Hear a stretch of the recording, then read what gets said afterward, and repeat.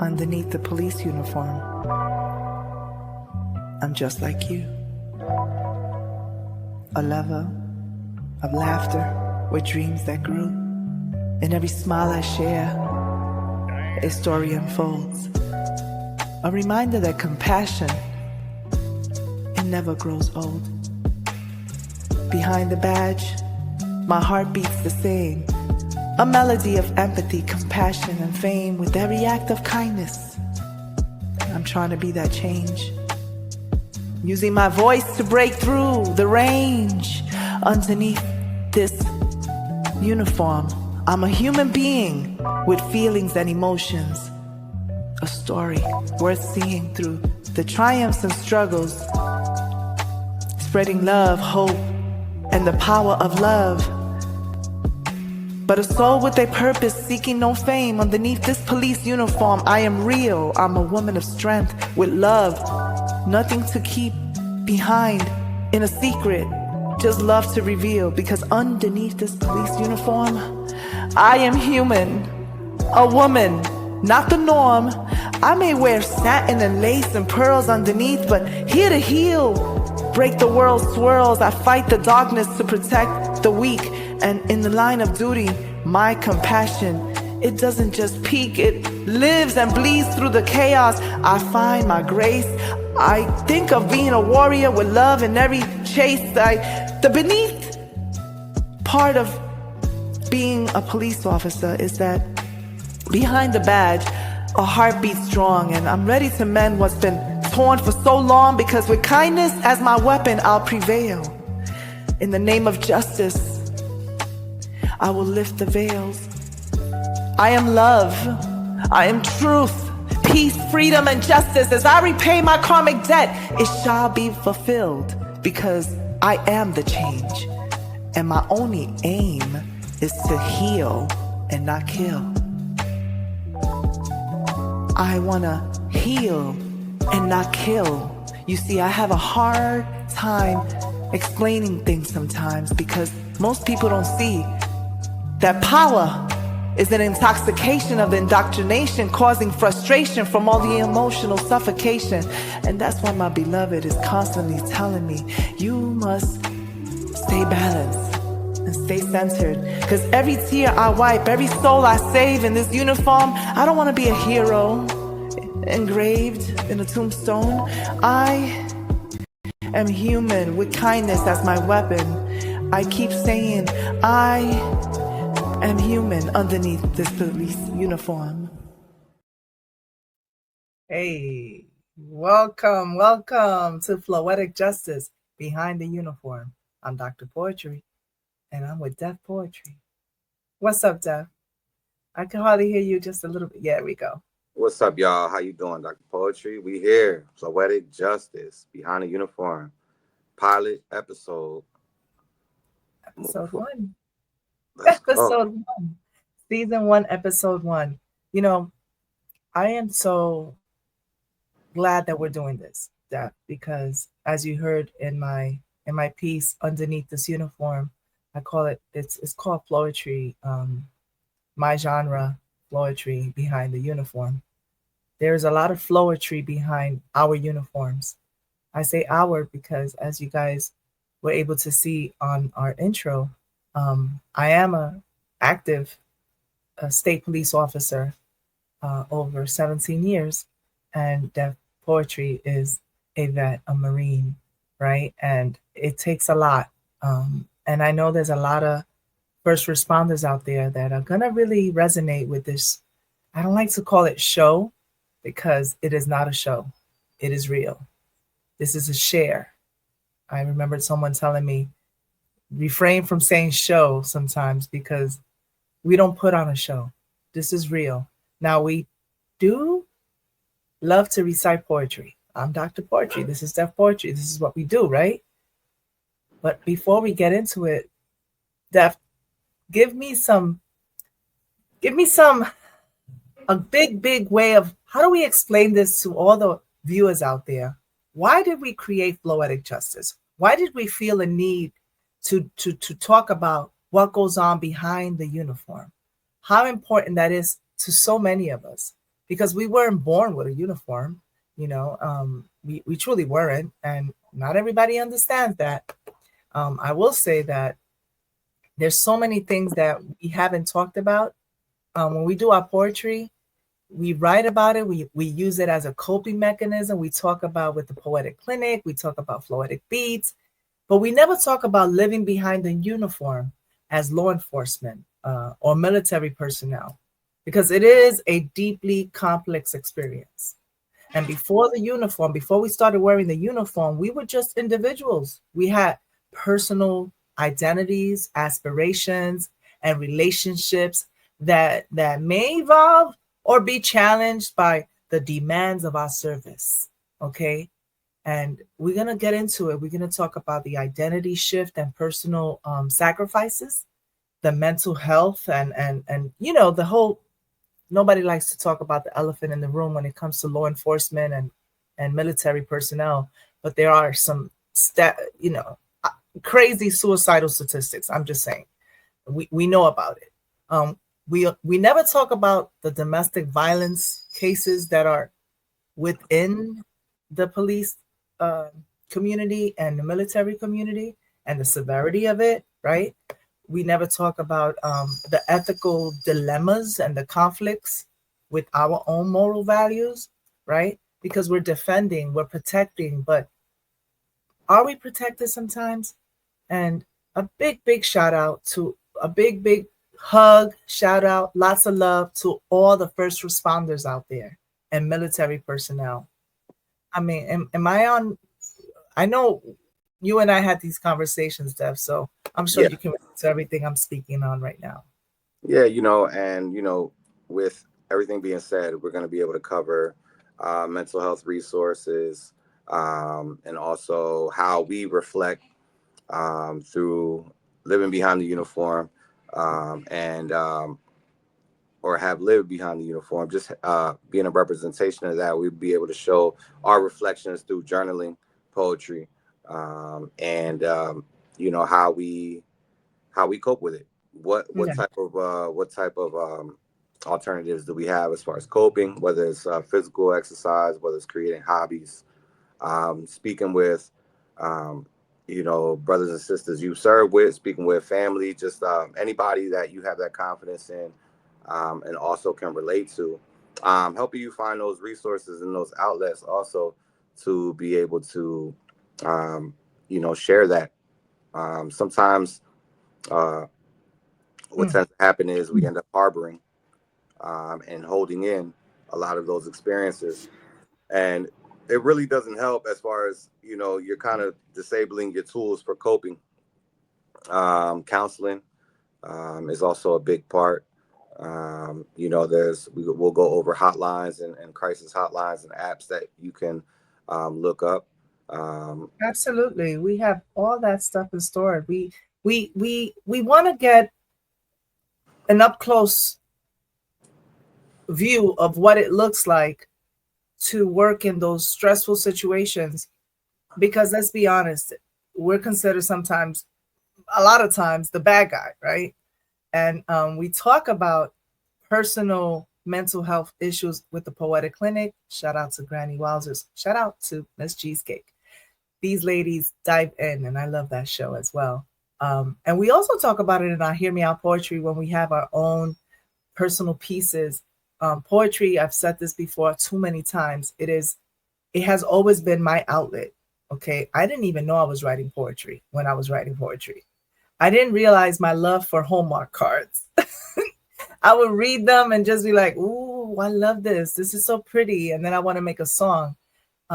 Didn't realize that when things were going wrong at home as a child, I would see a lot of things. Music was also the flow of music kept my fight or flight that was going on as a kid. As I saw my mom get, she went through a lot, and I remember just, and then, but there was music, maybe Donna Summer playing, or um, I don't know, whatever, New Edition, Menudo, whatever I was listening to as a kid. Yes, I'm in that age group, and I was listening to that, and I would say, I would feel good. It would just, it was my way. I didn't know I was doing that. When you're a kid, you don't know that psychological babble that we talk about sometimes. You don't know that you're having these issues. And I love the fact that I could pick up the pen when when I've seen so many things at work, or even prior to being a police officer, which is what we're going to talk about today. Today's topic, we're going to focus on, you know, where were we in life before we became officers, before we started serving, right? And working for the government, like they say. I know in Puerto Rico, they tend to say gobierno when, you know, when they want to ask me a question. They don't say agente. They don't say guardia. Sometimes they say that, but you know what they say, Def? Mira, gobierno, lo que pasa es que gobierno, mira, escúchame, gobierno. And I look at, I'm like, they call me the government. When I'm not very happy with the government neither about certain things.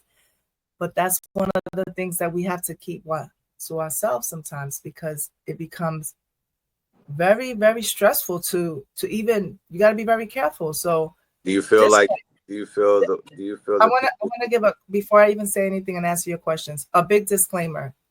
The views on the show, the opinions that myself and Def Poetry will discuss today are not the views of the Puerto Rico State Police Department, or I should say the Puerto Rico Police Bureau, all right, nor of the government of the United States.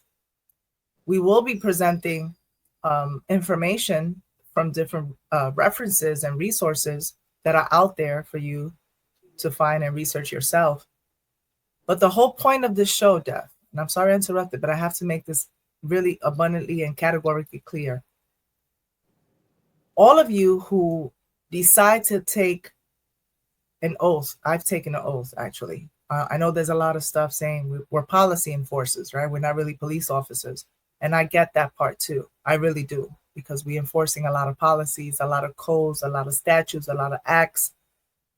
We go in there calling ourselves law enforcement, and yeah, we are. In my case, I could speak for me. I did take an oath. I had to put my hand. I swore in, and I did that. I don't know if anybody else did that, but I know I did. And we have to study the laws that we have to protect and whatever, right? All that stuff. I don't want to get into all that. My point is, here today, we will discuss what inspired us, because every week we will hit on a topic, and we will hopefully have other first responders who can share with us their experiences and different things that are going on in their lives, and how they cope as officers or as first responders in a changing world. This world is not the same. When you first, before you came in as an officer or as a public servant or as a first responder, your world was different. You lived a civilian life, right? And after, I would say maybe, it's safe to say like 3 or 4 years already, 5 years, you're changing. There's a lot of things that change you. How do we balance our civilian life with our law enforcement life, or our first responder life? The levels of stress, the levels of crisis, and all those things that we're going to get into. That's what we're going to talk about in Floetic Justice, behind the uniform. We will get into so many topics, and I look forward to listening to everyone who comes on the show, and definitely look forward to at least assisting, if I can, if Def can, if we can, for you to heal if you're in a moment where you're not feeling well, right? And we know that that's almost like a silent thing in this type of field, because we're considered the Superman, the Wonder Woman, and you got to be strong. And if you even kind of complain a little bit, you get sent over to the psych real quick, and that's a whole different rabbit hole. So we're going to get into all those different topics. All right, Def, take it away. Well, I'm excited about that. And, just getting into it, I know you are currently actively in Puerto Rico State Police. But for those that don't know, And for one, you know, I think I think in everybody's profession, sometimes it's hard to separate work from home, right? And one thing is for sure that a lot of people misperceive. If they see you as a police officer, they're gonna, they sometimes they don't remember that you have a life, that you had a life, you have a life outside of work. It's not that you had one, you still do. Right. Uh, and for those that don't know, what's something about you, that people will be surprised to know about? Dr. Poetry. Um, Obviously, you're amazing. You're super talented, Thank and you. you You too. exemplify the highest standards at work and outside of work as well. But what's some things that maybe the viewers don't know about you? The viewers. The viewers don't know that well, I was gonna say the viewers don't know that I'm a poet, but they do know. I kind of got conflicted with the question because I know that the officers, my family, my blue family, many do not know that I write poetry, that I do this level of poetry. They don't know any of that. Very few do know. Shout out to my coworkers. I love ya. Felicidades a todos los compañeros que están por allá, que están trabajando, que si están viendo eso, los quiero mucho. Estoy hablando sobre siendo policía, detrás del uniforme, cómo es que yo brego con el estrés, el crisis, qué clase de mecanismo yo utilizo para estar más liviana sobre la carga de ser policía. Entonces le estoy dando un saludo a todos ustedes, todos los compañeros, mujeres y hombres que están allá afuera luchando con el crimen y yo sé que no es fácil, ¿verdad? Pero le envío un cariño y un abrazo a todos y los veo pronto porque ya se me quita el día libre. What I basically am saying to my coworkers out there is that I understand there's a high demand and there's a lot going on. Now, my coworkers, the majority of them do not know that I am a poet. I try so hard somehow to keep it. I know who to talk to and share it with, but the viewers don't know. They may have heard it mentioned from Hear Me Out Poetry. I actually said this yesterday. I have fibromyalgia. Fibromyalgia is not an easy thing. Okay. It's neurological. I didn't want to, that wasn't what I was going to say, but I just was reminded to myself, note to self, I forget I have fibromyalgia. I forget it because I'm one of them people that I don't want to sit there with negativity. I don't want anything to define me or confine me. So what many of you guys don't know that when I put on my bulletproof vest, I put on my belt because everyone knows I'm a cop. All right, an officer. A lot of the viewers know this because of my poetry. If you didn't know, I'm a state police officer, over 17 years of law enforcement. I've been working within the criminal justice field for over 20 years. I worked at a halfway house for 3 or 4 or 5 years. I also worked as a social worker with the Juvenile Justice Department over in New York. I did a lot of social work with the homeless as well. Bilingual case manager, case management. So I was under the umbrella and child abuse investigations. I was one of those people that went into the home to make sure to follow up that they were completing, the rules and complying, I should say, with the rules and regulations of any child that may be at risk. So I did a lot of that stuff in my younger days, and here I am now. I did study. I studied criminology and criminal justice administration. I got my bachelor's at Missouri Southern State University, criminal justice administration. I have a master's in criminology from the University of Ana Jiménez here in Puerto Rico, Borinque, right? Borinque. And so when I say all those little things, how do I get to poetry? Because poetry has helped me get there. I think the answer to your question is that fibromyalgia is one of those things that aside from this little quick resume I gave everyone, it's one of those things that showed up after years of service. I wasn't born with that. I didn't go into the police department with fibromyalgia. I developed this right after Hurricane Maria. Stress, right?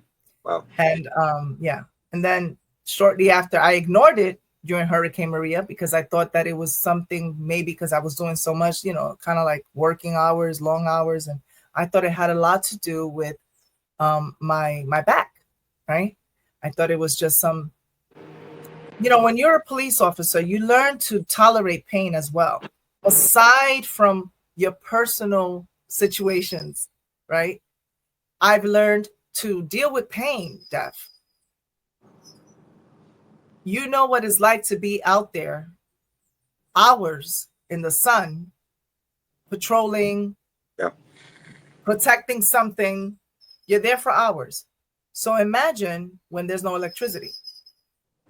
So I had a lot of situations with that. And so I never really paid attention to it. When I went to the doctor in New York, they said I have fibromyalgia. I didn't accept that diagnosis. So to me, when I really understood I have fibromyalgia was when the pandemic hit in New York. So I leave Puerto Rico because I had to take care of a couple of things in New York. My dad was ill as well. There was a lot going on. And I started getting really, really, a lot of pain everywhere. But I tolerate it. This is what we do.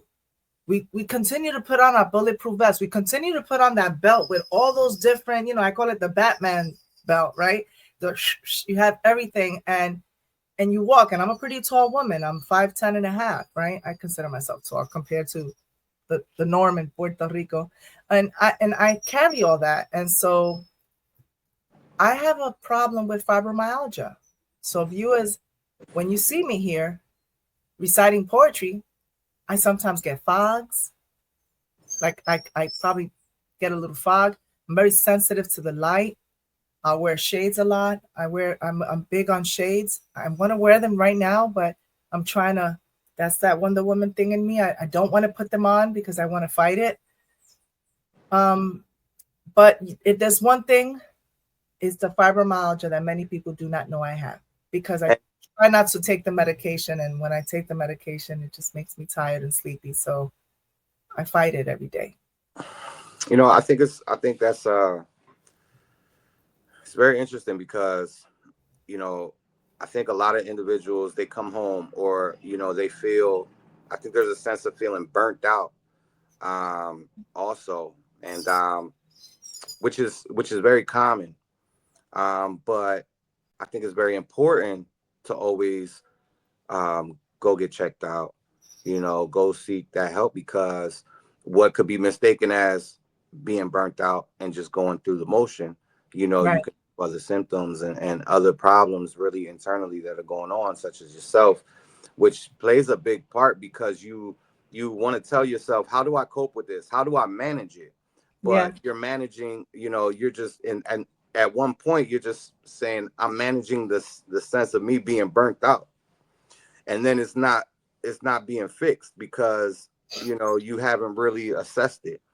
So I think those are two big points. I think you do get burnt out. I think anybody can get burnt out. It's a strenuous job, mentally, physically. Yeah. So even with that, like how do you, outside of work, and the relationship with, with civilian life, does that affect you? Do you see, does that affect you with having conversations with people, opening up as far as your profession? Mentally, do you have problems stepping outside and just functioning in the civilian society? No, when I first became a police officer, it was challenging. I wouldn't say it was a problem, but it was a little challenging because I was new. And so I was like, come on, let's face it. I'm from the South Bronx, grew up in housing. Okay. I grew up John Adam houses. I said this yesterday. I know a lot of folks that don't do what they need to do. Okay. I'm not saying that all South Bronx. No, let me make this clear. I'm not saying that everyone in the South Bronx is a criminal. What I'm saying is that it is a rough part. You see a lot of bad things. You had a lot of great people come from the South Bronx. I came from there, and I consider myself a great person. My mom did what she could with what she had, and I also know that there's a lot of folks that if I go back, they're still on the corner doing things they're not supposed to be doing. Right. With that being said, you lose interest in being in certain circles because you realize I can't be around that, right? Or I can't be around that. You're not So being a hypocrite. So what I'm saying is that a lot of times I am I was challenged when I first became an officer. You follow me? When I first became an officer, it was challenging. After a few years, now you know who you could tell by body language who is pro police and who's anti police. And those in the middle who deep down inside don't like you because you're an officer, but they play nice. Nice. I could see right through it. But at the end of the day, it has nothing to do with me. It has right. to do with their position. With it has nothing to do. At the end of the day, I'm still a police officer. I'm not even in most people's jurisdiction. That's another word for you. Jurisdiction. But they still have they just and I get it because before I was a police officer, I used to sing 911 is a joke. Shout out to Public Enemy. I say this all the time. I was that young girl in the boogie saying, now I dialed 911 a long time ago. Don't you see how late they reacting? They only come when they can, when they want to. And the whole body bag and the video. And I was like, I can't stand it. They taking too long. But I also loved them when I was a kid because they would come through. And every time they came through, I was high-fiving my sister because they were taking care of some matters that needed to be taken care of when I was growing up in the rough parts of the Bronx. So I was like, yeah. And at the time, there was some type of respect for police officers back then. It's not like now because officers also went the left. They didn't do what they had to do. They also, we have a big situation. We have officers that don't do the right thing, and we have civilians that don't do the right thing, and then we have clashes. We have awful policies. This is why we have Floetic justice, y'all. We're gonna have these conversations, okay? So yeah, that was a challenge at the beginning. I'm answering your question. At the beginning, yes, that was a challenge, but not anymore. Okay, that's That was interesting. like, I would say like 16 years ago. It was a challenge for me because I was kind of like, I can't go to the beach. I got to carry my weapon. I got to carry everywhere. I'm a cop 24 hours a day. You're young. You're a rookie. This is what you do. And then everyone looks suspect. I'm already like that because I come from the South Bronx. I'm already looking at you kind of weird because I had to grow up early. So if you want to talk about how I was before I became an officer, my mother was like a drill sergeant. What can I tell you? She taught Right. me to make sure you don't talk to strangers. I was already kind of like, So you were taught that discipline, and a lot of people do struggle with that transition, the transition from civilian to service member or any first responders. It involves a shift in your identity, oh and yeah, duty and discipline take precedence over personal freedoms, right? So mm, separating that is, I think the more you are into, or the more years you do, I think it's a little bit easier. But yes, when you're young, it could be hard to separate those two, because you have different freedoms as a civilian. yeah, You have to, you swear an oath to protect the Constitution of the United States through all foreign and domestic, uh, um, you know, threats. Um, and you know, is there, as far as you being in law enforcement, um, do you feel do you feel there's rules or policies that make your job a little harder? rules and policies. I mean, of course, of course. I wouldn't call it a rule or a policy. right now. I've seen things that I don't really understand yet. You know, there's a lot of things that I've read. The more you know, pun intended, MOOR. I've read a lot. I'm reading a lot, and I'm also trying to understand where I want to be the clean glass in the muddy waters. You know, a lot of people say, you know, do away with the police department, but some of us have to be there, right? I don't agree with um, certain things. I don't. And I'm not going to have that conversation here because I protect myself. I will say that there are certain things I don't. Do I have to enforce? Absolutely. I have to enforce. It's not that it goes against my moral, but yes, it does go over my moral. I'll give you an example. I had a conversation just the other day. I made an arrest for some woman who, a woman was drinking. She was intoxicated, right? She was really bad drunk. She took the whole iron, what do you call that? The mechanical, when you going into a parking, what do you call that? I'm getting a file. The mechanical stick thing, the majiga, Yeah. right? She took the whole thing. So I got a call from the security, you know, they're calling the dispatcher. I got a call saying we got to go there. There's a woman who's apparently severely drunk, whatever, intoxicated, right? So I show up, and she surely is. So I take care, I do the process, all that stuff. So I'm having a conversation with a coworker, and she mentions to me, "Hey, you know, the district attorney, the prosecutor may want to negotiate with the public defender. You know, they might say if you're interested, they'll lower the the percentage of what, because she had to blow, right? So it was like 0.17, right? And they were like, oh, yeah, they might negotiate with you if they to lower the percentage. I couldn't believe, I had to say, what you said? You know, I had to do one of those things like that. I had to what? She says, oh, they might I said, what did you just, I'm not being facetious. I'm not exaggerating when I say that. I was like, did you just say that they're going to say, if I want, no, it's all, they're going to ask you, is up to the officer. The fact that conversation I was having, that I felt like my fibromyalgia was kicking in right there. I think that's why I had such a bad one the other day. I still got a cluster headache from it, because that just got me so tight. Like we say in the boogie, I was so upset at the fact that that was even a conversation. Not, no offense to my coworker. I understood what she was saying. She was like, you know, be prepared because that happens.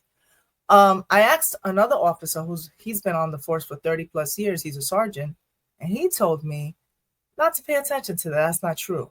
That's not how it goes. I've never been asked that ever. I've arrested before, but when I heard that was something that I said, if it is a policy, if it is okay, because remember, guys, viewers, law enforcement officers arrest.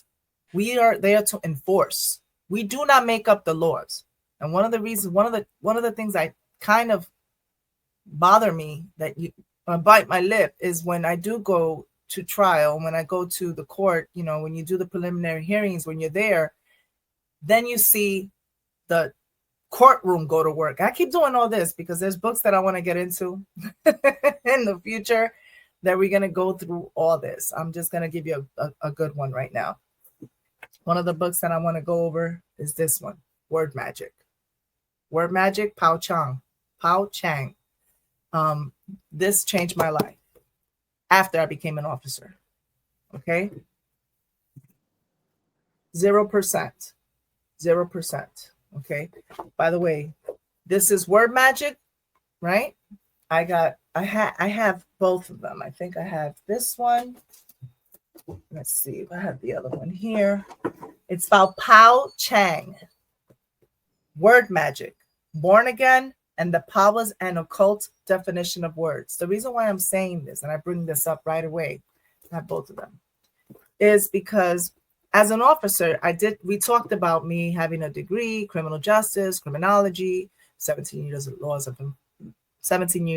over 17 years of law enforcement. But Dev, I heard, read, studied, death theorist, social theorist, criminologist, forensics, psychology, here and there, and a lot of terminology, a lot of lawful words, right? Black Laws Dictionary, not quite. Legal, lees, right? Legal versus lawful is what I'm studying now. Yeah, yeah. Okay? And so when you ask me, am I against, I should say, am I challenged to certain things that oh yeah, because I'm learning. Yeah. And a lot of officers do not know this. Now, I'm not here to overthrow the government. I'm not here to say, right, that I'm a whistleblower. I'm here to say that I am studying again. I did my education when I was in undergrad and grad school. Now I'm in the erudition era. This is the phase of erudition. This is what erudition looks like. I'm doing my own studying. I am looking at documents that I've never probably would have ever thought about looking at. Yeah. And so now, of course, it's making me look at things a little different. But do I comply with the rules and regulations, statute codes, and constitution of the island of Puerto Rico and the state, United States of Absolutely.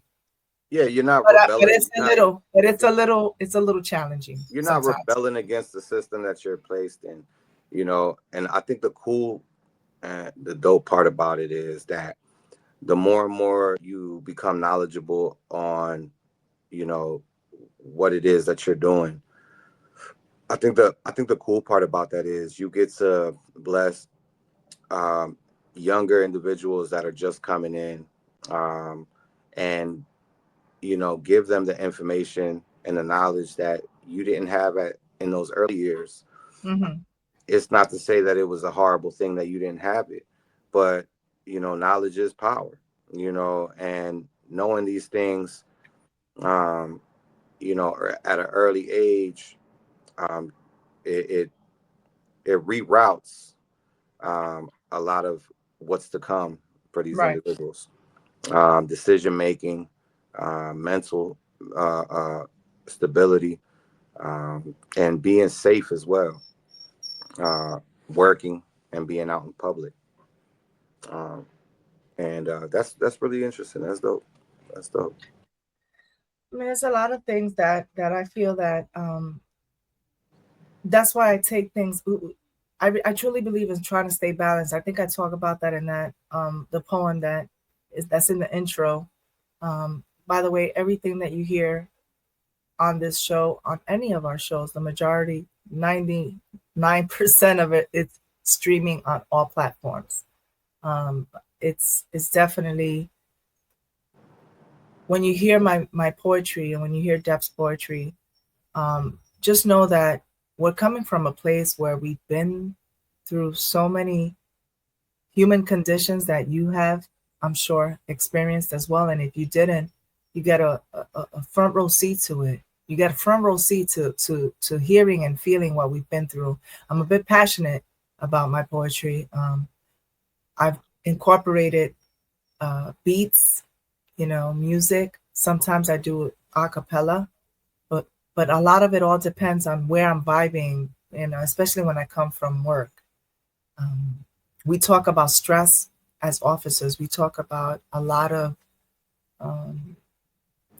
how to balance our lives as civilians and officers. But the reality is that even when you're home and you're being a civilian, like, not everyone's going to understand. I'll give you a concrete example. Going home, I talk to my sisters. They're there and they love me.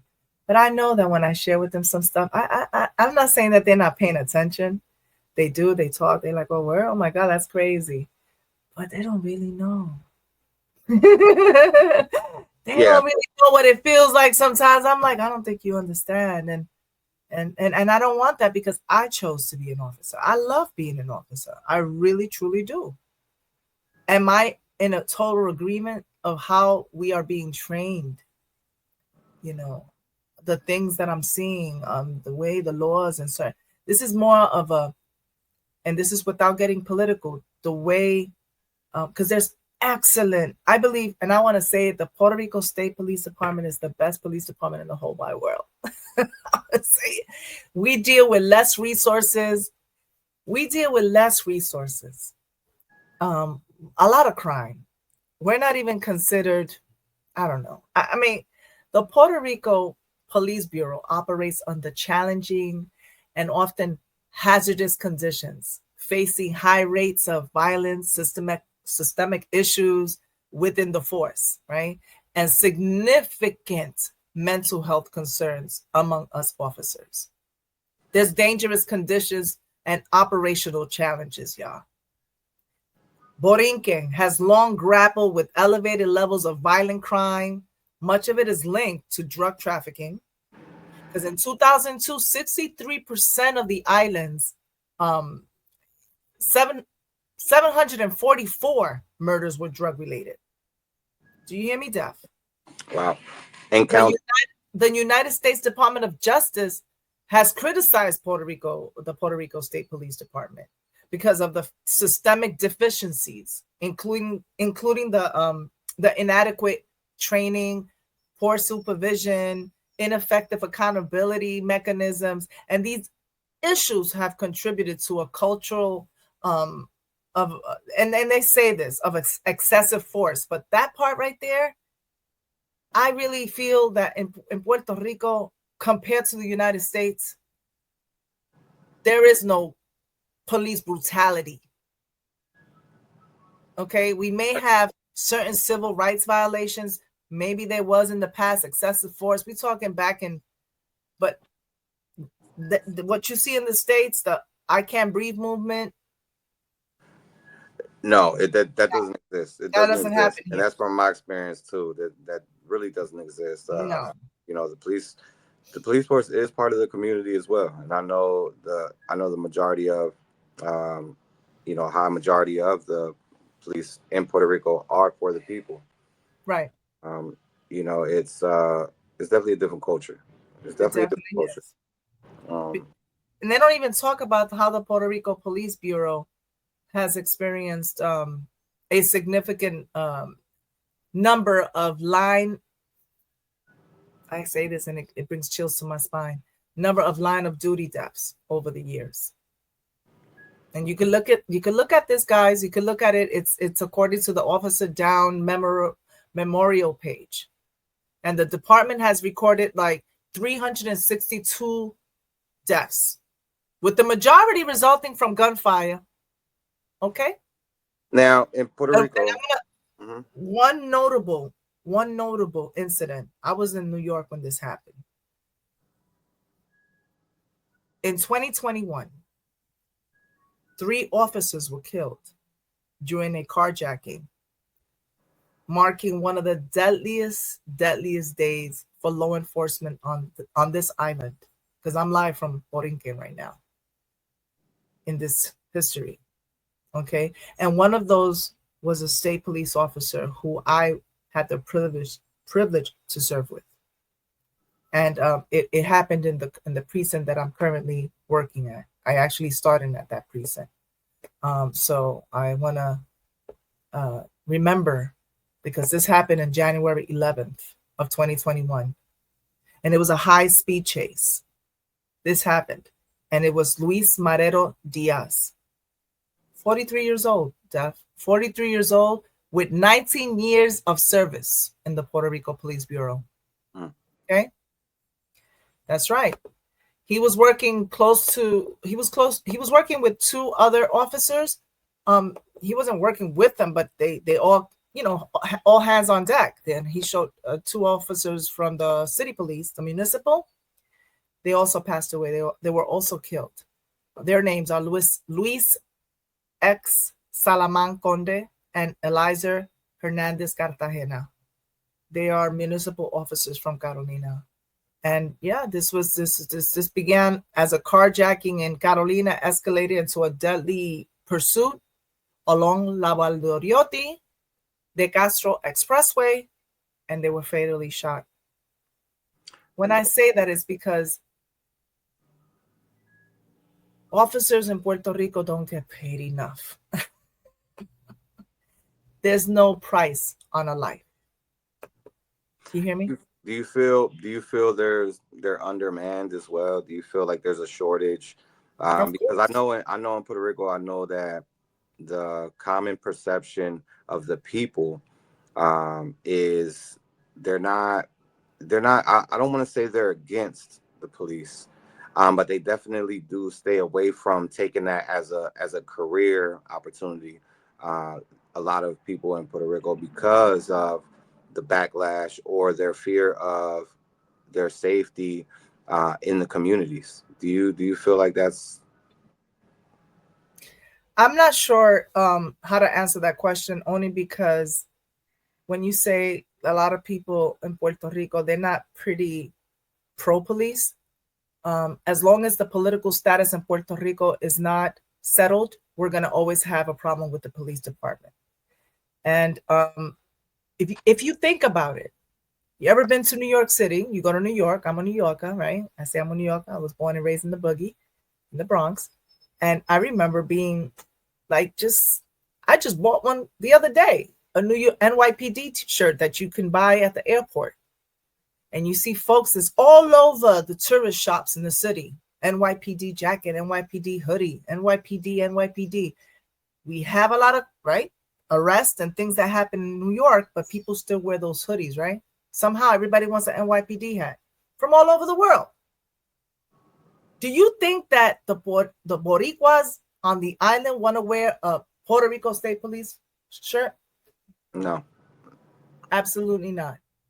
no? And I have Badge of Pearls, by the way. I own I'm the owner of badgeofpearls.com. I want to bring the police department back.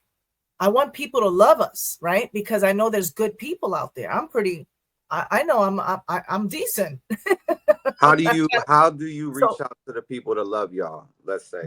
doing your job, right? Remembering, trying, because the other day someone called me out my name, right? She was in there giving me that, she was calling me some horrible names as I arrested this individual.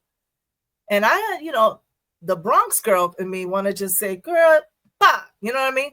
But the police in me, the empathy, you're listening to what she's saying.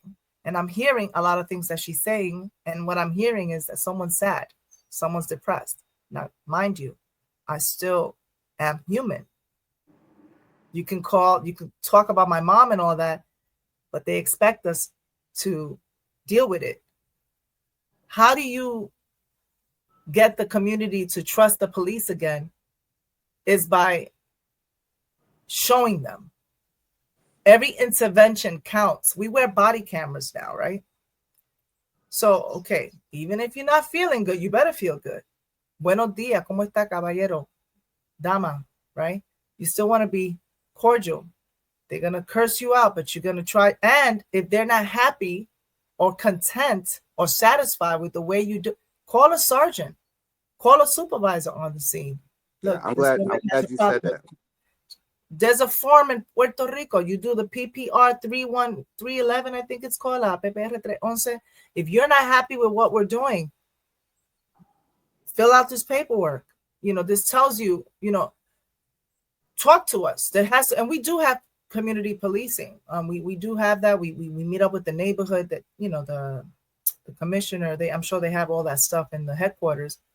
Every precinct has someone assigned who deals with the community and stuff like that, or any issues. Like, for instance, there's a lot of cats and somebody's giving food to the cats and they're upset because now all the cats are on the cars, and the lady's saying, well, I feel bad for the cats, and now we have a problem. Police comes in and we try to do some conflict mediation. Any little thing, if something happens that didn't happen in on my like the jurisdiction, my sector, el sector, the section that I'm patrolling, or I should say the precinct jurisdiction, I'm still gonna take it. I'm still gonna help that person. I'm not gonna tell that person, well, this didn't happen on my, you're in the wrong precinct, you gotta go. I can't do that. That's not police community. What is that? You say, let me come here, let me give you the number, let me try to help you, let me make a phone call, let me try to reach out to this person. That's policing. It's not like back in the day, and you know what I'm talking about, when you would say, I have an issue and this. It's not my problem, lady. I'm the one that asks the questions here. I'm the police. I'm the That still authority. takes place now. It's not back in the day. It's current. I'm sure it does. What I'm saying is in Puerto Rico, we were under a whole reform. We cannot do that. I don't know if you understand. We get I even understand. every arrest is evaluated. Everything is the police in Puerto Rico and are under a microscope. Like there's no room for, and we make mistakes because there's one thing not knowing how to operate something or using your criteria. I'm talking about violating civilian rights. Right. That's what I'm speaking of. I think I think it's important to have thick skin, right? And because you were speaking on that individual popping off at the mouth and you ready to just, duff her out real quick. Or it was a No, thought. no, no, no, Or no, it was no. a I thought. wasn't ready. No, no, no. I said that in my Bronx day. Of course, as a Bronx girl, I would have done that. Right. Like, Right. right. So what I'm saying is it's important in that situation, it's important to have that discipline, that bearing, and thick skin Absolutely. because Discipline, that's control. You got to that's have what control and discipline. that's what you signed up for, right? Absolutely. We can't really we as much as the fact that you broke that down and said, man, she looks hurt, she looks sad, she looks this, she looks that. She Uh, is. I have to commend that because that's the difference in somebody taking that the wrong way and getting offended. Because you're in the wrong line of work if that's going to offend you, Of course. Of course. and that's somebody dangerous I wouldn't want to confront, because Absolutely. we're all human. We do make mistakes. We have feelings. Everyone, even y'all, even a man or woman behind a uniform, behind the badge, they have feelings. They have, but Behind bars when have feeling. People right, but behind bars have when you feeling. throw that uniform on, you got to have a different type of patience and skin. You can't let that affect you, so you can serve the community properly. So I commend you for Absolutely. that. Thank you. Thank you. And again, when people say, when I finish an intervention and someone says, "Oh my God, we appreciate you. Thank you so much. Oh my God, you helped us so much. Thank you." When they do that, I'm like, in my mind, I'm like, but that's my job. You know what I mean? Like that's what I do. Um, but even if I wasn't wearing a badge, because some of us are first responders since we were little kids. Some of us were first responders since we were little kids. We were responding to mommy being hit in the head. We were responding to maybe an overdosed brother. We were responding to, I don't know, a neighbor getting hit in the head with something else, just A lot of problems, trauma. a Yeah. lot of trauma. And we learned early how to dial 911. And on that note, I have something that I want to share. It's called 911, please state your emergency. I did this piece right here when I had a situation where I was transferred from one unit to another and I was sitting at the 911. I came home. I I tell you, I'm very operational. I like being in the streets. Like when I say I'm very operational, I could do administrative work, Def, but I'm very operational. Boots in the ground. But for that while I was there, I was disarmed, so I had to do 911 stuff. And so I was sitting there in the 911 and picking up. I was sitting there literally like, I'm going to do a little. As a matter of fact, I'm going to do that. I'm going to play it and I'm going to do that. This is how I looked. This is exactly how I looked. It looked like this, y'all. 911, please state your emergency. And you're hearing here in your ears. This is not hands-on. This is not where you try to help grab. You got to use, guess what? This is control.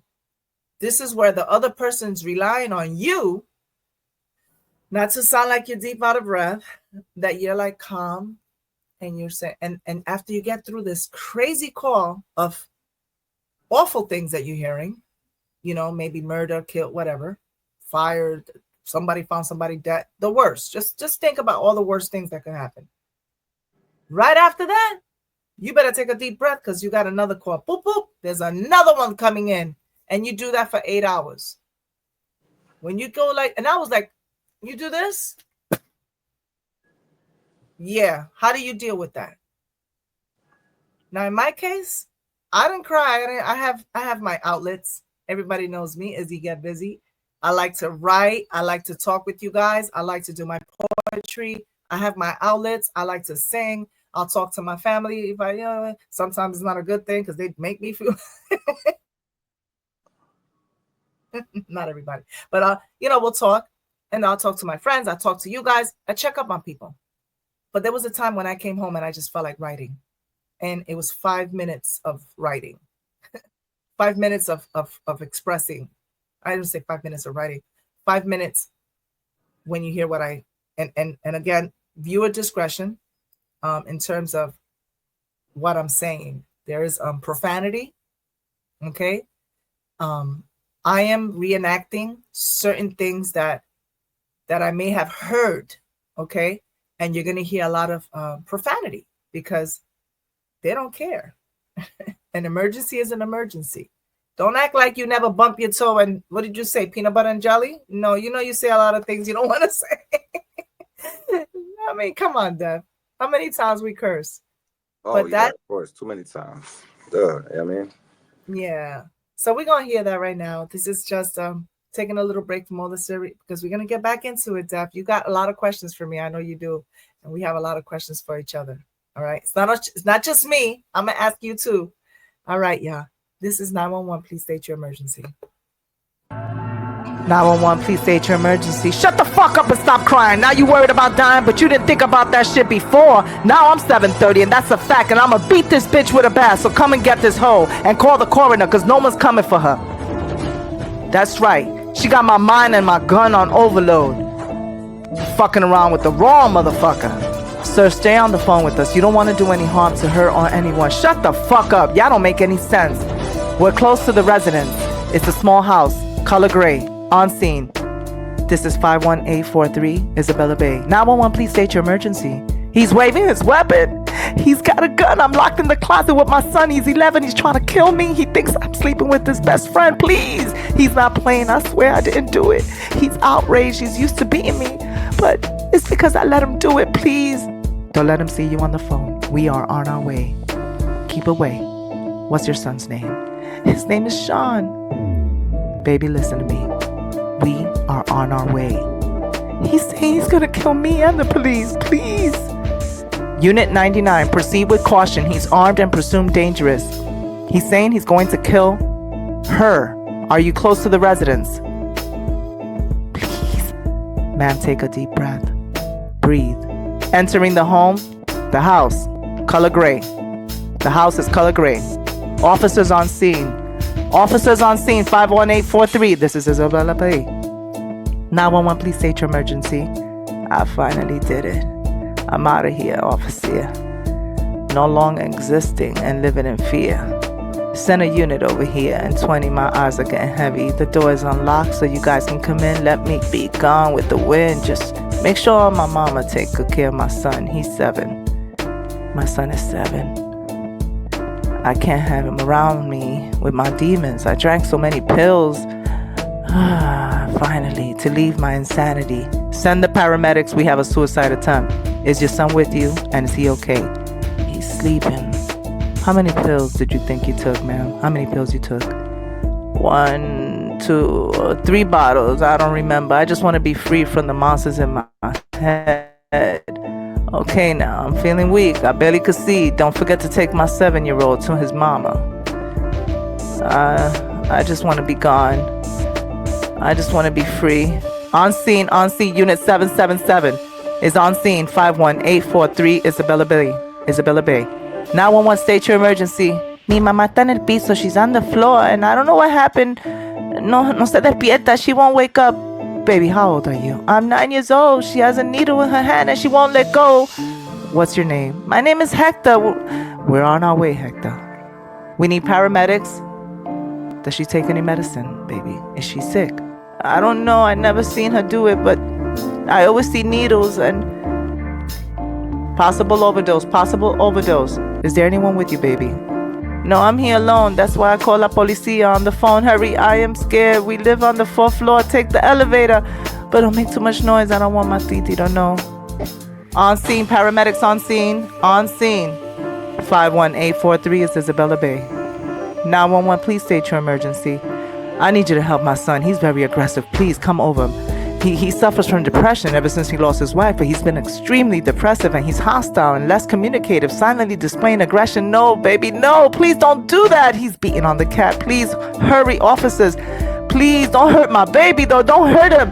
Ma'am, how old is your son? He's 30. Is he armed? No. Does he have any firearms in the home?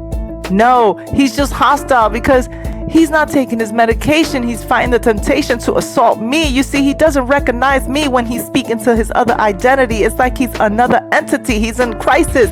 And it suffice to say, please be on your way. Are you on your way? On scene. On scene. Position 51843, Isabella Bay. 911, please state your emergency. Is incredibly intense and stressful.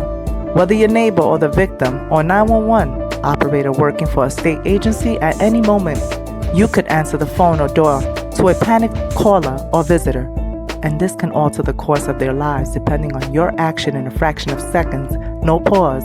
While you're running errands, can we talk? We all have different ways of responding to a crisis screening. Each sentence is irritating and upsetting, and this could be you, me, doesn't matter. It's an emergency. Just make sure you know what you're doing when you're speaking to someone. Your word depends on their life. Their life depends on your word. 911, please state your emergency. Remember, you never know what tone of the urgency, whether you are an operator or just a neighbor. It could be an emergency. 911, please state your emergency. This is Dr. Poetry. That's a powerful piece right there. Wow. Yeah, that is not easy. No, it's not. Not easy, but you know what? We did it. You know, Wow. when we and I have so much respect for all my coworkers and all those first responders that are sitting behind that phone call, that are sitting there and taking those calls. Okay? I can't stress this enough. It is so important. And when you see, everyone thinks of operational work, right? Even you, Def, you a Marine. You know, some of us are boots on the ground, and sometimes we have to take those positions where we have to sit, right? And when we're sitting, you realize this is stress. This is sometimes even worse because I'm hands-on. I'm kind of like I'm like, man, give me a towel. But when you're on the phone, now you have to use a different type of weapon, your brain. You know, you have to, your kindness, your empathy, your compassion, and you have to have that control. And I really, to be honest with you, I actually enjoyed it because I was working on my Spanish because I had to speak. Usually I'm in places where it's a tourist area. They use me, I'm a resource, right? They put me in areas where there's a lot of English speaking on the island. But this one was a little challenging because, you know, Puerto Ricans, we talk fast, right? Boricua's like, mira, and so I had to like, not only Spanish is my second language. So when they're talking to me, now I have to really pay attention to everything. Plus, I got to start moving without allowing the person on the line to hear that you're afraid. They're depending on you. You're the one that they're calling. So, and you got to, like I said, it's almost like when you call a taxi back in the day when you were like, I need a car. Where you going? This plot there. But this is different. And so what do you do to deal with that? How do you cope? So paramedics, you know, firemen, anyone that's in a stressful first responding position, whether you're sitting at a desk or you're out there, we got to work together. You know, I show up on the scene. There's an ambulance where you got to learn how to work with different people, and you got to put aside your political differences, especially on the island. You know, because it's very, the political status in Puerto Rico, by the way, perfect segue. The political status of Puerto Rico. We are coming with another wonderful share show, right? Called What in the Borinquen is Going On Here. All right. We'll be talking about that. We'll be talking about that very soon with Deaf Poetry and myself.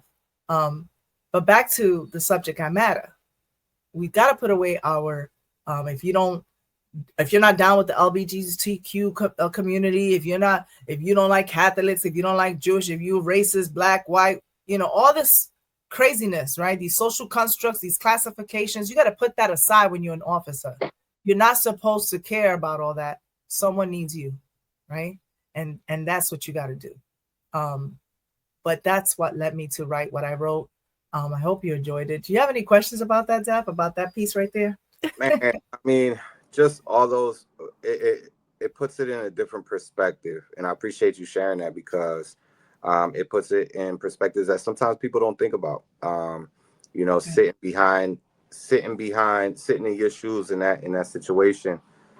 It's not only stressful and high intensity from the caller and whatever situation is going on, but right. Like you said, you have to really process that and also be calm throughout the whole situation. So, I think you answered anything I wanted to ask you.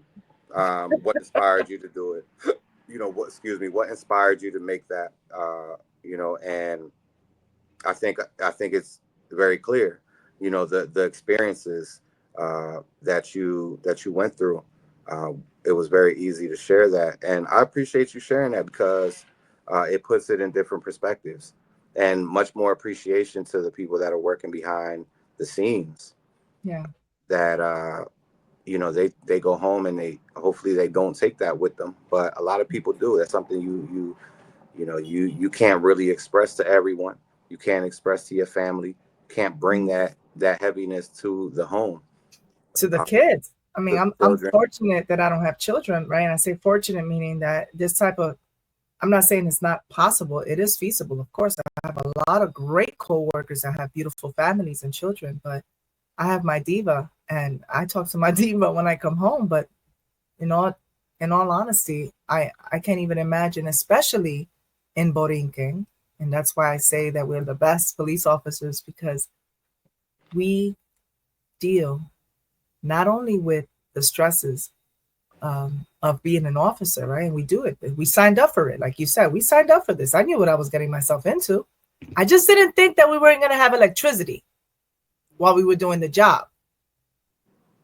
I didn't think that, when and a big shout out to Centro Mando in Carolina, all the dispatches out there, the 911, Centro Mando, they are son uno duro. They really, San Juan, all of those big areas where they're constantly on the phone. When I'm in the street and I need a license plate, they answer right away. They help out, but they deal with what? Lack of resources as well.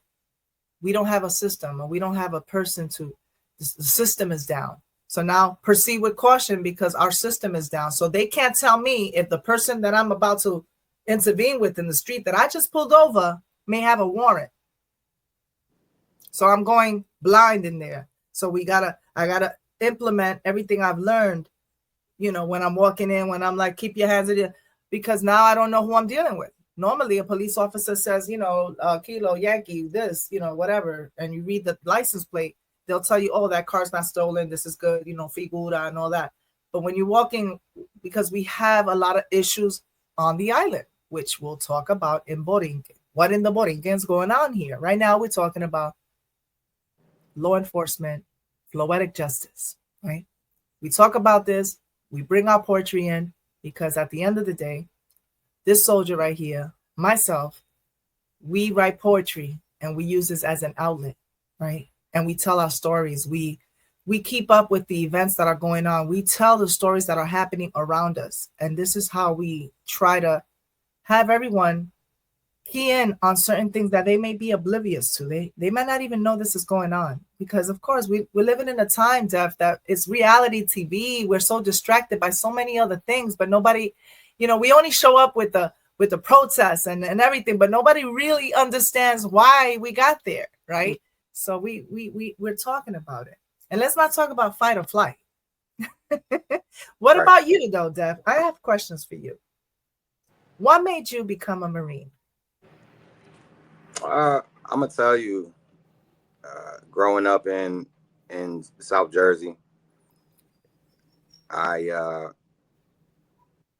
I was in the streets as a young kid since a child, and I grew up seeing a lot. Uh, by the time I reached, my late teenage years, I was already telling myself I had to do something.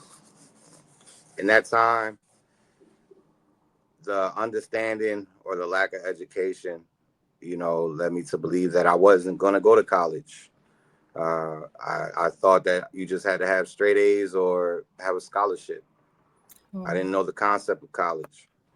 Uh, mm, I didn't have a plan, just like a lot of young individuals.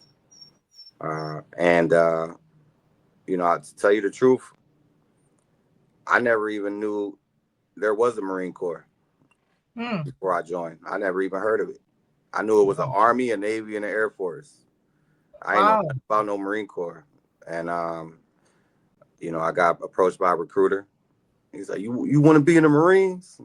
And my first, He asked you just like that. You want to be in the Marines? that's how I remember it. And my first response was, "Nah, man, I ain't trying to be in the water."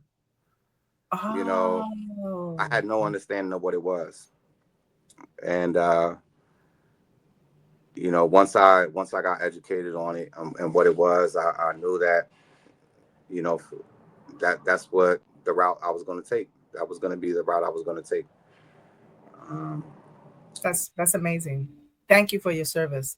That the Marines, I think, to me, every time I hear the Marines, I think of that's the to me, everyone talks about the Navy SEALs and all these, you know. When I think of the Marines, I think of, yeah, yeah, to like well, you get we're trained the to yeah, we're the best finish it, of the you know? best, and excellency, we're the best of the best, and Hoorah. you know, You like that? Hoorah. yeah, ooh, right, Oh, oh, look you at that. know, Like, that's hoorah. um, so it was only fitting. It was only fitting that I was going to join the Marine Corps, uh, and through all of my experiences, boot camp, training, all that was a breeze. It was all a breeze. Yeah. I had, just like you mentioned earlier, I feel like I already experienced boot camp in many ways. Um, there Yeah. was no, I already knew and understood what I was joining for. I understood. It's funny, you have a bunch of kids in boot camp, and half of them are crying. They're writing their mothers. They're sad. They're this. They're that. But they didn't understand why they was there. Wow. So I already had in my mindset that I was there training to go to war, Mm. training to fight a fight. I wasn't training all this to be cool. Right. Right. You know? Yes. So Yes. I had purpose, and well, I breezed through it. To me, it was mentally, I could shut out all the noise. Mm. Now, I did learn a lot. I experienced a lot in those first couple years, but I was also still young and naive, and I did swear an oath to protect the Constitution. And I remember a few years later, actually questioning myself on the fact that, because it bothered me that I swore an oath, and for the first couple years, I had no idea what I swore an oath to. Mm. That part. I, Man, I can we had to talk? study. I studied the oath to swear in, but I had no idea what I was doing. That's Uh, wow. and a big factor. One thing that made me think about that was, going to combat, going to war, being trained one way, and then seeing life in a different way once you get there. Hmm. It didn't make sense, and that ties into human rights. People just being just like us. Not everybody's your enemy, and then being trained that everyone is your enemy. Hmm. It was a lot of big factors. But to go back to it, I joined to get out of the city. I joined for an opportunity to make something of myself. Growing up, uh, family, a lot of family didn't graduate high school, didn't finish middle school. Wow. The levels of education wasn't there. I wasn't being fed a lot of knowledge. I had to go get it. Hmm. And I feared being stuck and lost in the city where I grew up, just like a lot of other people do. And I took that leap of faith. I took a leap of faith, and I ran with it through ups and downs, learning experiences. I had to learn through it all, and thank God I'm still here today to speak on it, Amen. and you know, be be a mentor to younger guys that have plan, they want to go in, they want to join, or younger guys that are in. Throughout the years, I've been able to be a mentor to them, and pretty much, um, be a big brother figure, a role model, and I take a lot of pride in that. I take a lot of pride in that now. Should. You Yeah, should. Because that's what's beautiful about it. And you're so honesty, and I appreciate your honesty. I'm sure the viewers do appreciate our honesty when we say, man, I joined because I wanted to get out the city. We ask a lot of officers, why did you join? And I've always I'm not gonna lie to you, I always want to be a police officer. I blame it on the Charlie's Angels. I blame it on Wonder Woman. I blame it on the Bionic Woman. I love the Bionic Woman. But I also definitely know what it was like to be scared as a child. yeah. I didn't want to follow any footsteps Right, of certain individuals in my life, and right. um, I won't get too specific, but that's Yeah, uh, yeah. that's common, It's common. and Unfortunately, it's a common that shouldn't be normal. yeah, yeah, It's a common that shouldn't be common. Hopefully, we're getting better at that, right? Mothers and fathers out there, right? What you do with the children is important because that'll stay with us for a while. yeah, That'll take us forever. everywhere. That would determine where we want to go in life. And Yeah, and I hear you, and I love what you're saying because that's real talk. yeah, You're gonna be. Is it safe to say, Def, that you became who you needed when you were a kid?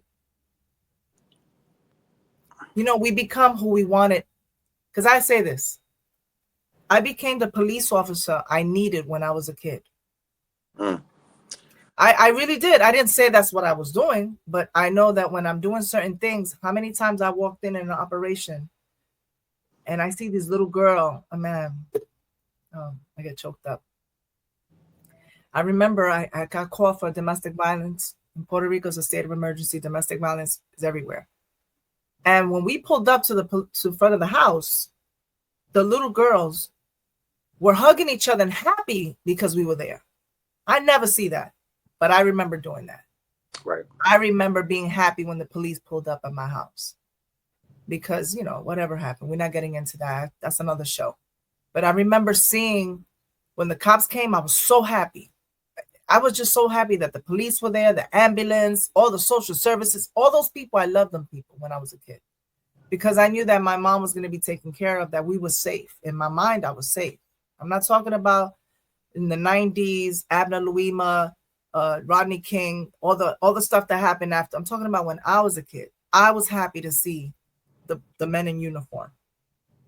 And I remember saying, I remember, I'm gonna say this real quick, Jeff, real quick. I said this before, I'm gonna say it again. I wanted to be a cop so badly at one point that I was taking, you know, those Cadillacs, the little things that are in cars. I would break them things apart. I know, thief, right? No, I wasn't a thief. I was a little girl, and I wanted to put them in a little plastic thing because to me that was a badge. I was a kid. I didn't know. I just wanted a badge. I was like, because I felt like I was gonna save people, help people, be there for people. And I wanted to do that. I wanted to be bionic. I wanted to see like Wonder Woman would pick up and take the bad guys out. Like I wanted to do that. I literally did. And I knew that. But when I hear you say I wanted, when I was like, you saw things and you came out of it and you were like, you know what, I'm gonna make a change. I'm gonna be the change in my home, because not too many people graduated or did what they had to do, but you became that. And you really, I happen to know the story behind. We're not gonna get into it, but one of the things I salute you is that you grew up really fast on your own, and you still made it to school. You still did what you had to do. You became a Marine, and then you serve people who are in different, man. I gotta give you a shout out. Thank For you. real, for real. That means a lot. Thank you. It Um, does. you Forgive me know, for the noise back here. My neighbor's having a situation with her dog. I don't think at that moment I changed for the person I needed at that moment. I think now the man that I am today, I changed, to be the man that I am today for, because we're learning every day. We're still learning every day. We're learning. But at that time, I did, I still, I still wasn't influenced. Even overseas, um, it's so crazy. Even being overseas, there was a language barrier. But one thing I always attempted was to learn everyone's tongue. And it's one thing that I'm pretty good or I definitely take the initiative to do that because I want to be able to communicate. But even without that, and with the communication barrier, and being trained that everyone is your enemy, and then going out there and being able to communicate without words with the people, it was so it was so real to me, uh, because it wasn't everybody that this happened with. Uh, and I remember dealing with locals, interacting with locals, having translators, and a translator would tell. Once the translator told me, like, they really like you. They know you're not like like them, and like them referring to, um, I don't want to get into race or color, but just basically like them defining that evil, um, and love always wins. That's interesting. That's interesting. That is really, really interesting. I can't even I'm sorry. imagine. That's okay. I can't even imagine you hearing that. What countries did you go to, if you don't mind? Is that okay? Can I ask that? Where did you go as a Marine? I was in Iraq and I was in Kuwait during the Gulf War. The Gulf War, Iraq and Kuwait. Yeah, Thank you for your service. Thank you. And I'm so glad that you're back and you're here and you're in one piece. absolutely. And Physically, we're here. I know we have our moments where we don't feel like we're in one piece, but physically, at least you're here. And it's good to know that you made it home after such a. absolutely, and I got brothers that they've you know, I got brothers that we've lost in combat, and also, condolences to their families as well. But even I have close brothers of mine that Their transition out of the Marine Corps was a lot harder as well. You know, it could always be worse. It's something I tell myself, it could always be worse. You know, Yeah, that's you know, true. there's guys that have done tour after tour after tour after tour after tour. That's their whole enlistment, and that's all they know. So when they get back, there's such a disconnect that they want to go back. Mm. They don't feel right being in in the in society. Now, let me ask you something. Hold that thought real quick, because that's interesting. I know you work with the corrections as well. You've done some work with the halfway houses, right? Do you notice that there's like a similarity about being in the revolving door, about going back to prison, going back to prison? Because when I was studying and I worked at a halfway house, I did see that. I'm like, you're going home. What's the matter with you? And they come back because that's all they know Right, is they've been institutionalized. right, You're used to being in that setting. And so when you're transitioning to adapt to society, you can't, you could, but you choose not, don't want to adapt. You right. don't want to do that work. So do you think as a person who actually is a Marine, been with, served with brothers and sisters who actually been on the force and that's all they know, as well, is there like a similarity, right? Is it safe to say there's a similarity as with the inmates when they go in Yeah, and because it is. There is a similarity. It's hard to transition. It's hard to transition, and yeah, the indoctrination, um, you know, is is very strong. It's hard to transition into society. Even law enforcement doing 20, 30 years. That's why, you know, you can retire after 20 some odd years, but you know, I'm just gonna stay another 10 years. I'm just gonna stay another 15 years because it's a hard transition. I'm You know, scared. I'm gonna tell you right now, I'm scared. You know why I'm scared? I just got off a vacation. Mind you, we get like 30 plus days because we have 30 days plus the days off. That's like a 40-day vacation, right? Most of my friends are like, what, you retired? I'm like, no. But I gotta tell you, like, it was close to like, you know this, I shared this with you. I feel like I miss work. I can't be here. Didn't I say that to you? I was like, my God, I gotta go to work. And that's, I don't know, we could call it indoctrination. We're slaves. We kind of like, oh, you know, we doing maybe, I don't know. All I know is that I don't know how I'm gonna be. I well, keep busy. I'm busy. there's a comfort in the camaraderie too. One thing I do miss is the camaraderie. Uh, there's nothing like being around your brothers that you serve with. The humor, the good times, the bad times, uh, the time invested with each other. You you can't get that back, and you can't share that with everybody. Right. No one, a lot of people won't understand that, even down to the humor and the dialogue, the lingo. Yeah. There's when you separate yourself from that, you're transitioning back to society where people, you know, when in the Marine Corps, when we talk about civilians, we call them nasties. You call them what? Nasties. Nasties. Why? Because people, because when you're in the Marine Corps, you have a standard, a high level of standards, your physical fitness, your discipline, your work ethic, everything you do is to a high standard. So when you're in and you look into the civilian world, it's Gotcha. full of nasties. It's full of uh uh you know, Mediocrity. yeah, Mediocrity. there it is. You The know, so mediocrity. Yeah.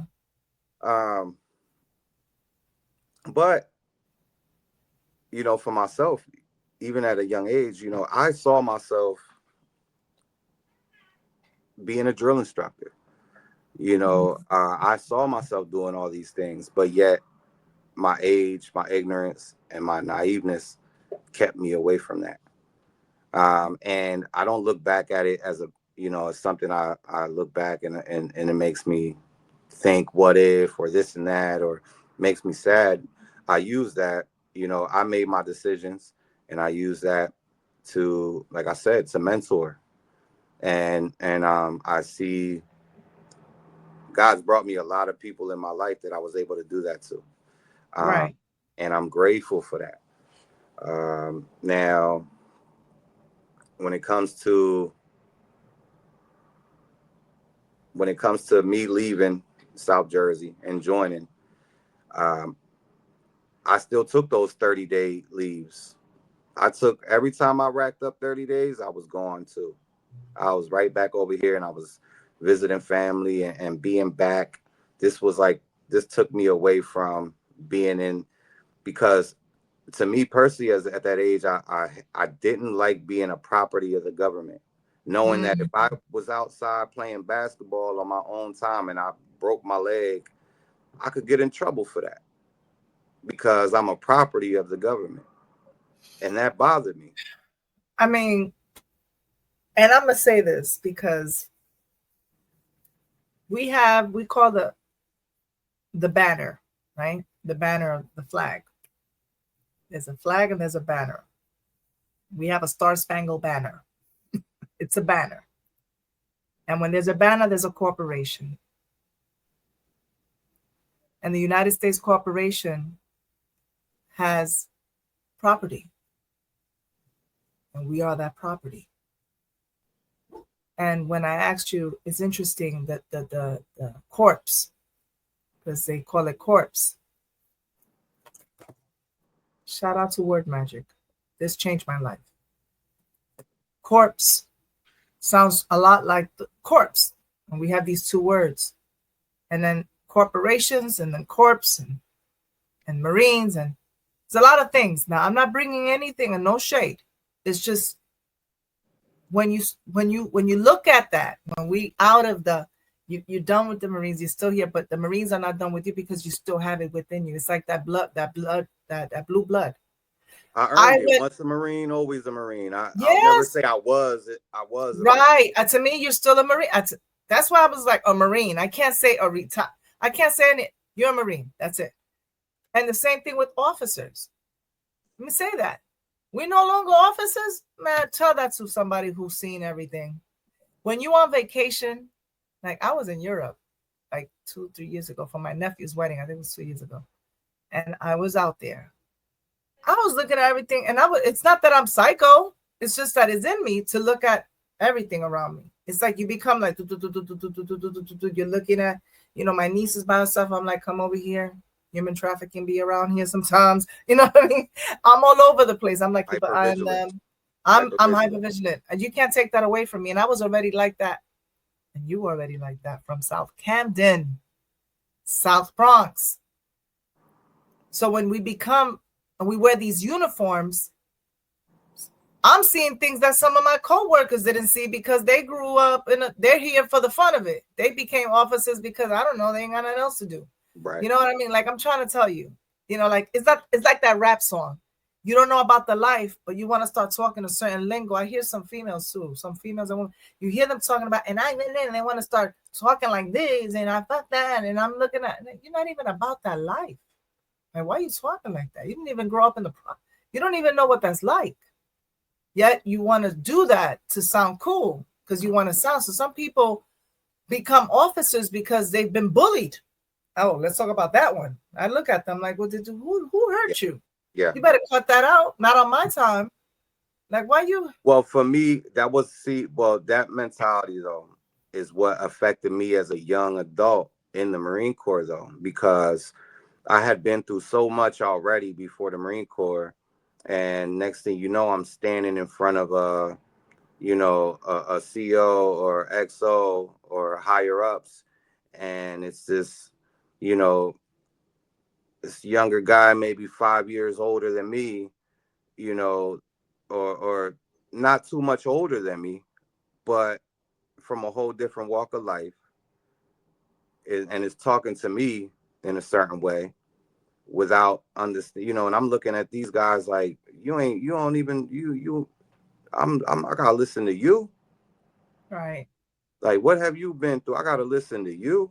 And that falls under me not understanding um, not only the system, I was trying to break the system. I was trying to fight against the system because because I never bought into the dream, right? And I was trying to fight against it, not understanding that the system was placed there and you ain't gonna break it.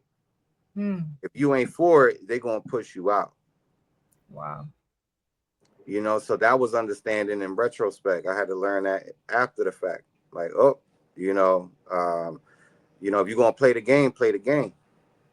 Yeah. The game's already there. The game's been there. You just got to learn how to play it, and that ties into medical. That ties into cut CYA, Cover yourself. right? Cover your So cover your eyes. yeah, so Cover um, your and those were concepts I didn't understand at that age. But I lived through it and I understood it after the fact. So, that's what I I don't take no shame in that because you can't be wise without making mistakes. man, and that's a fact. That was part of the lesson. Everyone's gonna learn the lesson differently. Some of us gotta touch the iron to know it's hot. That's right. That's right. And that's all right. That's a listen. I don't care about that.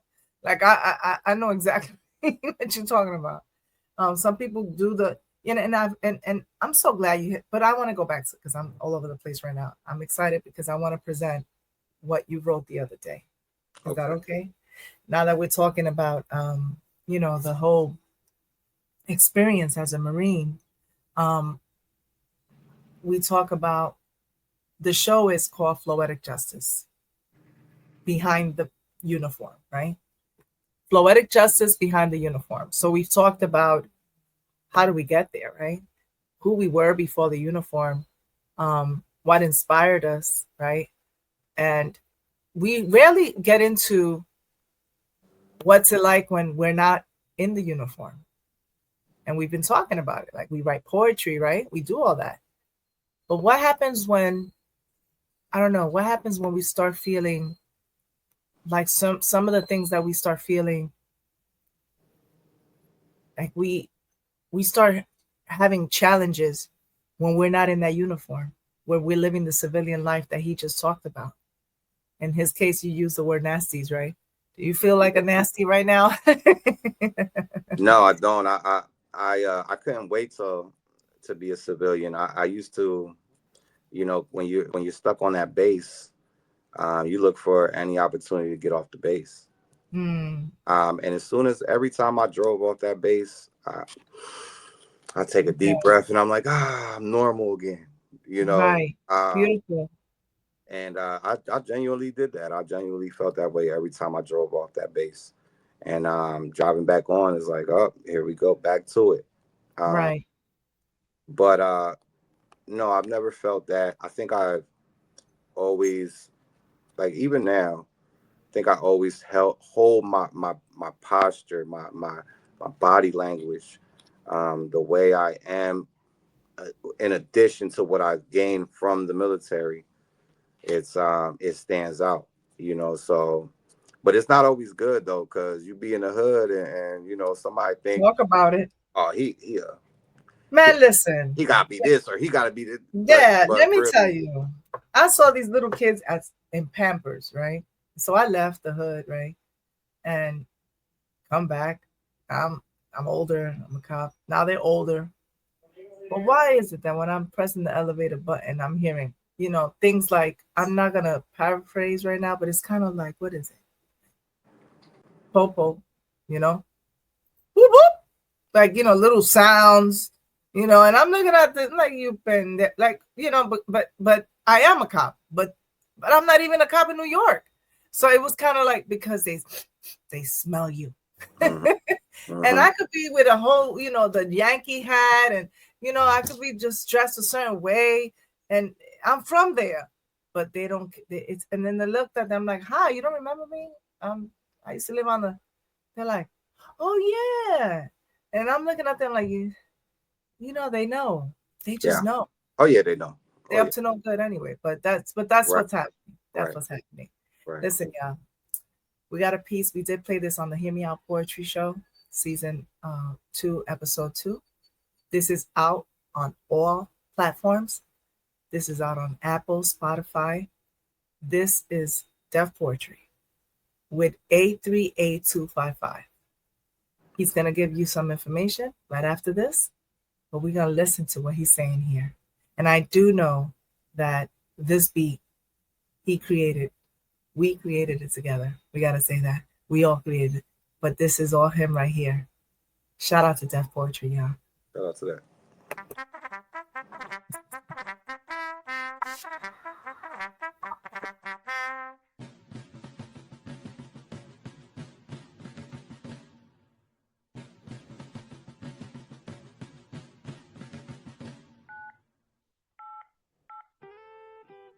Thank you for calling the Veterans Crisis Line.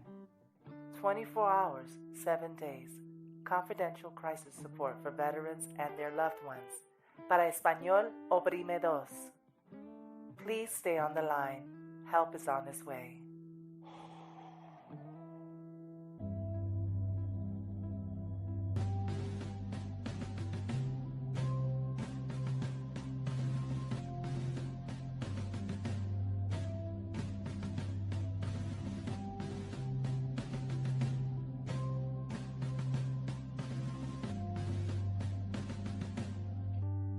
It could be months for some. It starts.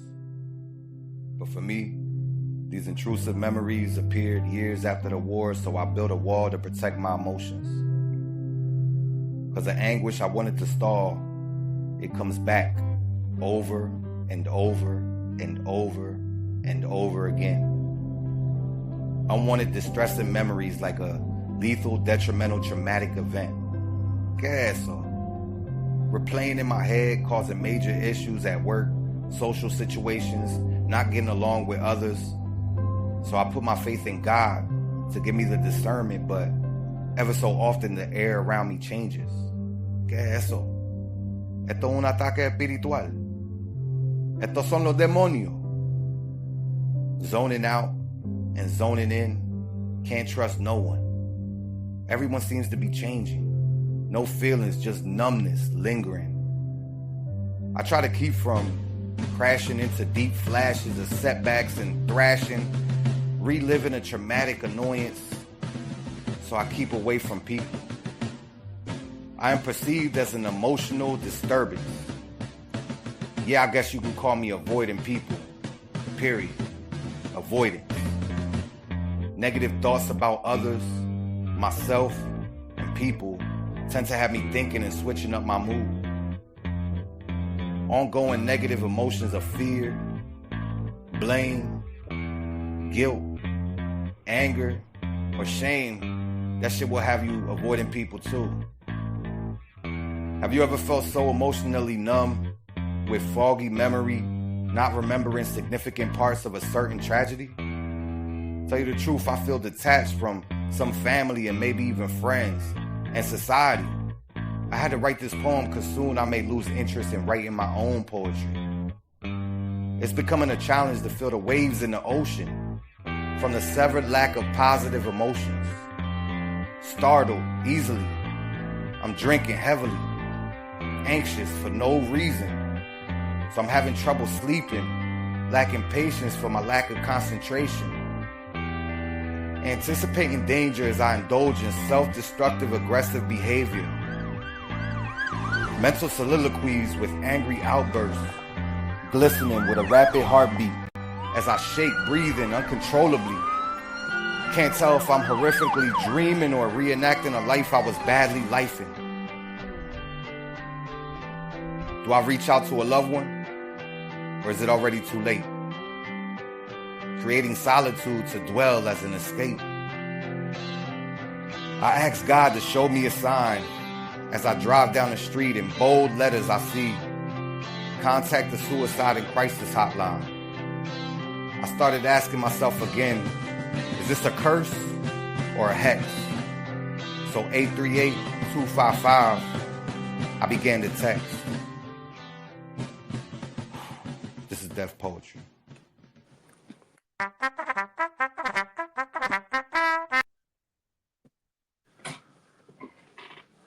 So you're on mute. Now. I'm on mute. All right. When I think of that, man, talk to us. That's You a know, concrete example of what we use. We use poetry, right, right. floetic justice. Okay, let's go. I think PTSD is a real thing. You know, something that everyone should get checked out for. Not to say you want to get labeled for it, but just check your mental health. Uh, you know, when it comes down to writing that, putting that piece together, I think I've harbored years of coping, right? I think we cope with things certain ways, but it's not to say it's nothing wrong with change and changing certain things. I think, you know, I've coped with a lot of things that may potentially not have been good for me, for my health, for my mental state of being. And I think that was a big realization as well when it came down to writing that. I've never been one to write a sad song or mope around, but I can say that every once in a while, you know, things like this affect you, and it's okay to address it. One thing I realize is that I'm not alone. As much as I've served with brothers and served with, you know, sisters, and you know, we have similar issues. Nobody talks about these things. Uh, we kind of so wrapped up and so busy with just life and the day-to-day life that we kind of push it to the side, and you become being good at not taking care of yourself in certain ways until it bites you in the ass, it bites you in the rear. Um, I didn't realize I was depressed at one point. I didn't understand what depression was. And I learned that maybe in my mid 20s. I was speaking to one of my family members, and I was explaining certain things that was going on in my life. And it was like, yo, cuz, you depressed. And I was like, depressed? What you talking about depressed? Like, no, no, no, you depressed. Like everything you tell me, like I've lived this, like I've gone through, like I know what that feels like. And that was the first time somebody actually said, yo, this is what it is. I never thought to think nothing like that. And you know, when it came down to this piece, I think it's just very powerful because it's it's your it's your coworker, it's your public official, it's your public servant, it's your judge, um, Yeah. that might be going through these things and aren't addressing it. You know, like it's Vietnam veterans. You know, look, these older men really didn't get the treatment they deserved, and even till today. Mm-hmm. Sometimes I would look at, I think it kept me away from getting help because me being so young, I'd walk into these veteran buildings and I'd see a bunch of old Vietnam vets Hmm. walk out because I'm like, man, they need the help, not me. Look at them. I'll be all right. Yeah. And I almost felt like I was taking something away from them in a sense, Mm-hmm. uh, which is not true. But what would go through my mind in those years. Like walk into the building and I see, you know, these older gentlemen who's, you know, old, missing. Thank God I'm not missing no body parts, but they missing their legs and I'm Right. walking and I'm like, I'm all right. Look at that.